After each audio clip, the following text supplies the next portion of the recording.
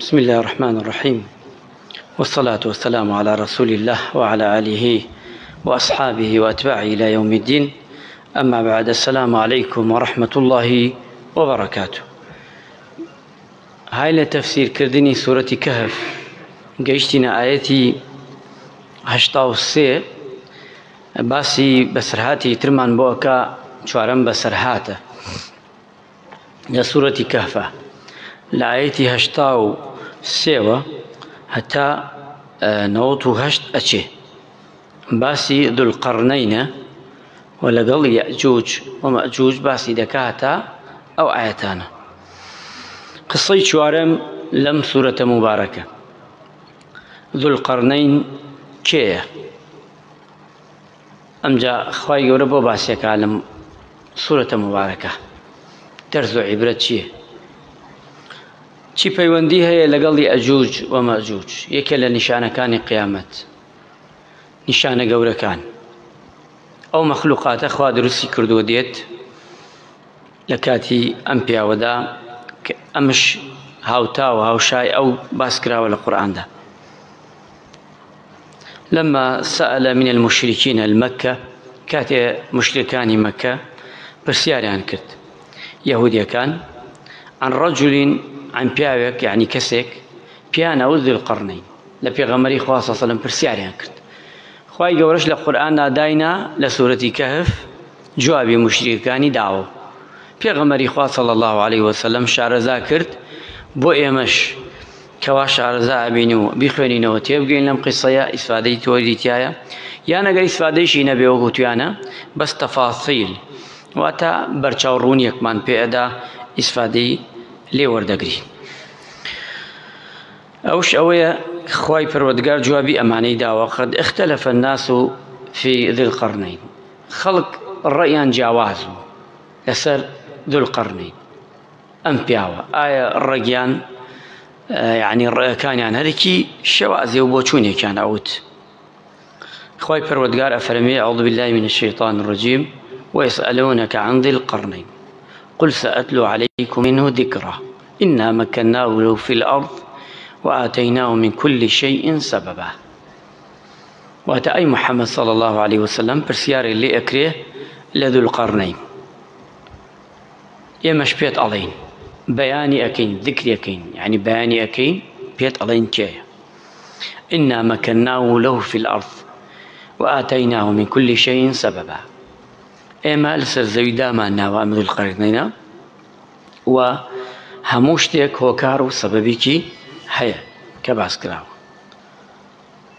أمجا ذو القرنين والصحيح عدم الجواز وتيانا إنه ملك مؤمن. أم ذو القرنين ألين ذو القرنين كان رأيك أتوى بلام رأي الراجح بياوك مليكك عادلة لزماني خويدا مليكك بوا عادل بوا هر کس عبادتی خواهی بکردایە یارمەتی ئەدا و خەڵاتی ئەکات. هەر کێشێ عبادەتی خواهی نەکردایە ئەیهێنا و پەشیمانی ئەکردەوە یعنی لێ قبوڵ ناکرد. ئەمە پێی ئەڵێن ئەم مەلیکە وای لێ هات من ئەسباب المەلیک والقدرە مەشاریق و مەغاریبی چی بوو؟ مەشاریق و مەغاریبی گردەدەست ئەوەی توغیان و کوفر و عەسیانی بکردایە لێ قبوڵ ناکرد لەسەر زەوێ. ئەوەیشی خواپەرستی ڕاستەقینەی بکردایە ئەم پیاوە خەڵاتیە کرد و ڕێز و احترامی لێگرت. ئەمە هیچێکیان واڵێ خۆی چوار ڕێی هاتووە وەک لە تەفسیرێکە هاتووە. تەفسیرەکان قسەی زۆرە بەڵام بە کورتی باسێکم لە خزمەتتانە. یەکێک کوتیانە ئەسکەندەری بن مەخدومی ئەوە شتێکی وا پێڵێن یۆنانی. یەکێکیان پێ ئەڵێن ڕێی دووەممان ئەبوو ڕەیانی پێ ئەڵێن ئەمەش پێ ئەڵێن ئەبوو کەڕب بن عەبدوڵڵا هەتا کۆتایی ناوێکی لێیە. دووەم سێهەمیان ئەنەه کانە عەبد صالح مەلەک في الأرض واتە پیاوێکی پیاو چاک بووە و دەسەڵاتدارێکی لەسەر زەویا بووە عەدالەت و یەکسانی بەرپا کردووە. چوارەمش أنه ذو القرنين ملك من الملائكة أما شوار بلام لنا أم قصانا كامل راجحة أويا أم بياوا ملكك بوا عادل بوا ئەم مەلیکە ئەوەی بە قسەی خوا و پێغەمبەری کردووە ئەمە لەگەڵیا بووە ئەوەیشی ئەوە نەبووە بانی کردو پەشیمانی کردێتەوە یان عیقابی داوە. باشە لەم کات و سادەدا خۆی پەروەردگار ئەمجا بۆمان باس ئەکا پەروەردگار جەلە جەلالوهو لە دوای ئەوە قسەکەمان یەواشەش ئەچینە سەری حتى فاتبع سببا حتى إذا بلغ مغرب الشمس وجدها في عين حمة هتا کۆتایی ئاەتەکان زۆرە. خی پەروەردگار باسی ئەومان بۆ ئەکا ئەفەرمێ بە هۆکار بە سەبەب کە ئەم مەلیکەمان داناوە خی متعال جەلە جەلالوهو و دوای ئەوەش خی متعال جەلە جەلالوهو باسی ئەومانی بۆ ئەکا لە تەفسیرێکی تر هاتووە وتیانە ئەسکەندەری یۆنانیە ناوێتی و پاشانش ئەچێتە ئەوەی کە لە نێوانی سەردەمی عیسا عەلەیهی السەلام و سەردەمی پێغەمبەری خوا صلی الله عەلەیهی وسەلەم ئەمە ڕووداوە 300 ساڵ پێش لە دایکبوونی عیسا بوو یان ئەوش ڕێیەکی تریان وتوەتیایە یان چەند ڕێیەکیان وتووە کەواتە پێشی ئێمە بووە پێشی ئومەتی پێغەمبەری خوا پێشی پێغەمبەریش صلی الله علیه وسلم نێزک بووەتەوە لە زمانی عیسا عەلەیهی السەلام نەبی عیسا. ئەمجا دوایەوە ئەمە هەندێکیان کە کاتێ خی متعال جەلە جەلال مەشاریق و مەغاریبە خاتە ژێر دەستی ئەم مەلیکە و ئەوانەیشی کە خواپەرست و ڕاستەقینەن شەریکی بۆ خوا قەرار نادەن ئەم پاداشتانەکە حتى إذا بلغ مغرب الشمس حتى ئەگەیتە خۆر ئاوا خۆر هەڵات هەمووی ئەگرێتەوە. ئەمجا فەرمێ فقلنا يا ذا القرنين ئەمجا وتمان پێی خی پەروەردگارە فەرمێ وجد عندها قوما أمجا فرمي قلنا يا ذي القرنين إما أن تعذب أمجا فرمي وإما أن تتخذ فيهم حسنا. ذي القرنين خواهي قول بوي عندي كوتيانا يكيك اللوانيك وحيوات ويانشتك بو تفسير باسك أواني خواهي قول أمري فيها كردوة تبعا أواني كخوا برستن لەگەڵ نەچاکبە ئەوەی کە خواپەرستنی شەریک بۆ خوا قەرەردن چی سزایان بدە ئەمایەتەوە فەرمێ. ئەمجا قال أما من ظلم فسوف نعذبه لە قیامەتشا ئەوەی ظلم و ستەمیان کردە لە خۆیان لە قیامەتشا پاداشتەکەی هەر وەردەگرن کاتی ئەگەڕێنەوە إلى ربه وأما من عمل صالحا من آمن وعمل صالحا فله جزاء الحسنى ئەمەش پاداشتی لە قیامەتە وەردەگرێ یعنی مسلمان بە کافر هەردووگی پاداشتی لە دنیا وەردەگرێ و لە قیامەتشا پاداشتەکەی وەردەگرێتەوە. باشە ثم اتبع سبب أمجا آيتي 89 حتى إذا بلغ مطلع الشمس وجد تطلع على قوم لم نجعل له من دونها سترا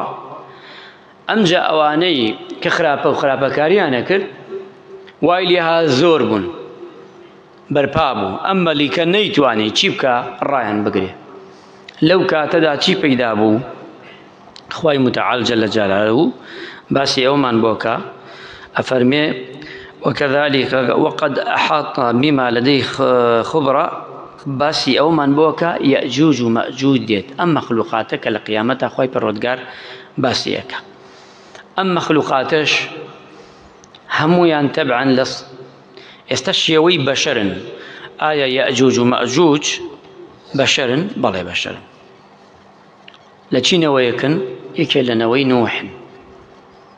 وتراوە بەڵام ئەو قسەکەی کە من درێژە ناچینە سەری چونکە دەرزێک زیاد دەرزێکی ئەوەیان زیاترش و ئەوەشە کە ئەمانە خراپەکاریەکەن ئەم مەلیکەش ئەبێ بەرپەستێ دروست بکە ناکرێ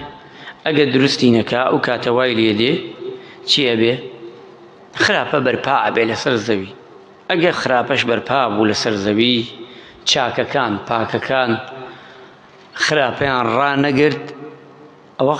قیامەت لەسەر ئەو گەلەوە ئەو قەومە و ئەو خەڵکە هەڵەسێ ئیتر چاک بێ خراپێ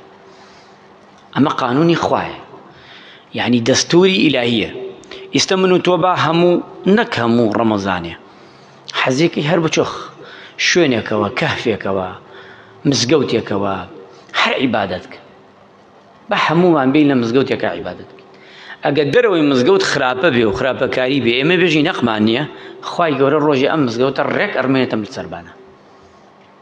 چونکە ئێمە دەنگمان لێوە نایە لە دەشت و چێغێ خوا بەند و عەبدی وای خۆش ناوێ بەندەیەکی خۆشەوێ چاکە کرا بڵێ چاکە دەستی خۆشی ئەمە چاکە